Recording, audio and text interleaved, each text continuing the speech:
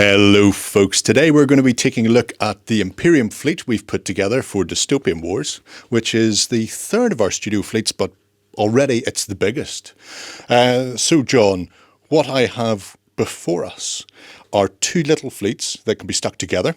I have the Templehof fleet, which is all about the SRS tokens. So I've got the lovely Templehof carrier. I've got the Reiter class with all the flak on it.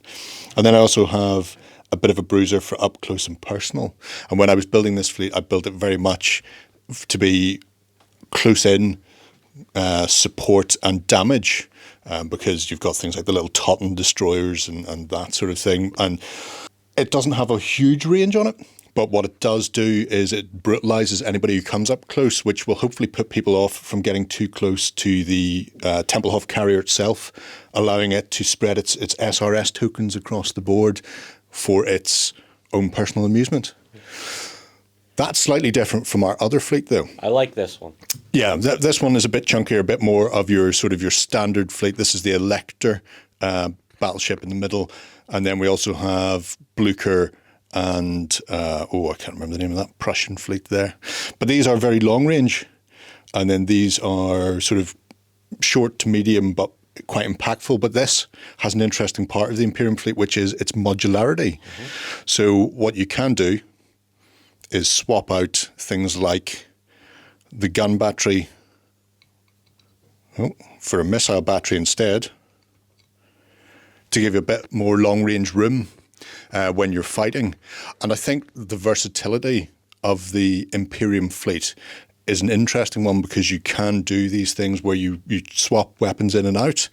And I was looking at it and I really like how this fleet's come together.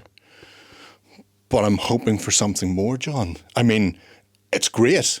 It's awesome. It's fantastic. But is there anything you can think of that might be able to push it up a notch? Leave it with me.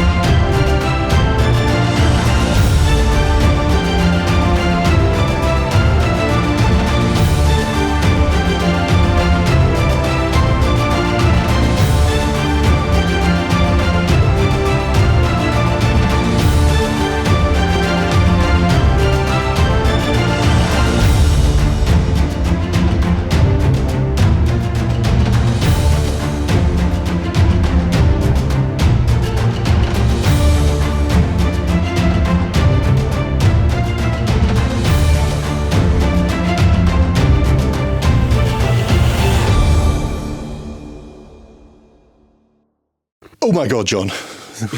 Well, that is big. I didn't realise just how big that was going to be. This is the Ice Maiden.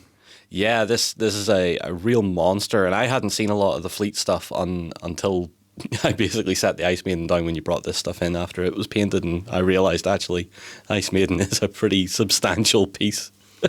Yeah, it's a chunky monkey. That's a huge brick of resin to be playing with, and I suppose it varies up how things play out, because when you're playing with the Templehof fleet, if you're playing with its specific little Orbat, if you build it to the fleet rules, then you get lightning raid bonuses, which is very good. Likewise, if you take the Elector fleet, then you don't pay for that modularity that you would normally have to pay for swapping things around, and it also gives you a command reroll. But the Ice Maiden's a whole other kettle of fish. Look at the size of that monster. How long did it take you to paint that? We're looking about 2 days. Yeah, about 2 days. That's impressive considering the size of it there. And with the Ice Maiden, it is a massive fleet carrier of Pykrete goodness. Yeah. Not just that, but there's also options on the front. Which ones did you go for in the end? Just the ones that looked pretty, to be honest. I hadn't looked at the Orbat or anything, so I just went with whatever I fancied. Which is a good way of doing it. In this case, you've gone with some of the massive arc generators, the Sturmbringers or Sturmclown, I think they are. So they are very much punchy up close and personal. In fact, I think they're a version of what this ship is carrying. But there we go. That is an impressive centerpiece for an Imperium fleet. Mm-hmm. Now we just have to come up with somebody to go against them. Is there any choices amongst the fleets that are out there that you think we should be doing for the studio? What about the Crown?